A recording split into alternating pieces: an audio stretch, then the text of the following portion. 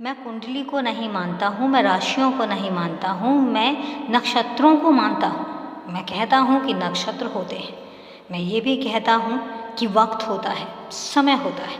लेकिन चूँकि तुम मानते हो, आज मैं तुमसे कहता हूँ, मैं नहीं मानता हूँ लेकिन तुम मानते हो, और इसीलिए मुझे पता है आज की जो तारीख चल रही है उस तारीख में तुम बहुत बेचैन हो। कहीं ना कहीं तुम ये जानना चाहते हो कि तुम्हारी इस असफलता के पीछे आखिर क्या रहस्य है, क्या राज है। तो उसके लिए तुम जानना चाहते हो कि तुम्हारी कुंडली तुम्हें क्या बताती है, तुम्हारे लिए कौन से नग बेहतर है, तुम्हारे लिए कौन से नग ऐसे हैं जिनको तुम धारण कर सकते हो और चीज़ें ठीक होनी शुरू हो जाएं।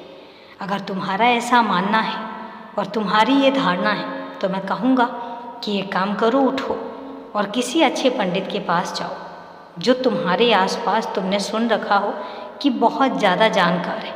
उसके पास जाओ, उससे बात करो, अपनी कुंडली की जो व्याख्या होती है उसको करो और उसके बाद उनसे पूछो कि तुम्हारी राशि के हिसाब से कौन सा नग ऐसा है जो तुम पर सबसे सही रहेगा और तुम्हें फलदायक भी रहेगा।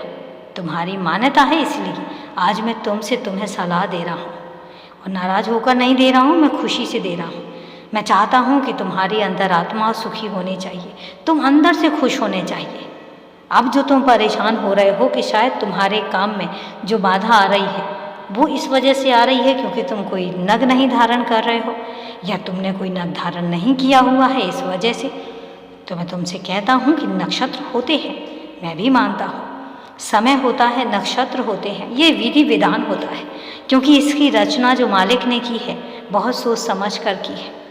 और इसलिए जैसे भी पंडित बताएं उनको उसी हिसाब से मानना, वो जो भी उपचार करने के लिए कहते हैं वो उपचार करना, ताकि तुम्हारे अंदर शांति होनी चाहिए। और रही बात तुम्हारी ज़िंदगी में सुकून, तुम्हारी ज़िंदगी में तरक्की, तुम्हारी ज़िंदगी में समृद्धि, ये सब लाने की, तो वो जिम्मेदारी मेरी है, मैं लेकर आऊँगा। शुभ संकेत तुम्हें दिखने लग गए होंगे, चमत्कार मेरे तुम्हारे सामने होंगे। और अभी तो एक रास्ता और भी है जो बहुत महत्वपूर्ण है और जो तुम्हें बहुत आगे लेकर जाएगा। निकट भविष्य में तुम उसको भी अनुभव करोगे और उस काम को भी पूरा करोगे, क्योंकि वहीं से तुम्हारी समाज सेवा की जो कदम है वो आगे बढ़ेंगे। याद रखना, मैं हर पल तुम्हारे लिए ही योजनाएं बना रहा हूँ। तुम जहाँ पहुँचना चाहते हो और तुम जितना दृढ़ निश्चय लेकर बैठे हो और तुम जितनी कड़ी मेहनत कर रहे हो वो सब तुम्हारी जाया नहीं जाएगी, बेकार नहीं जाएगी, तुम्हें वो सब कुछ मिलेगा।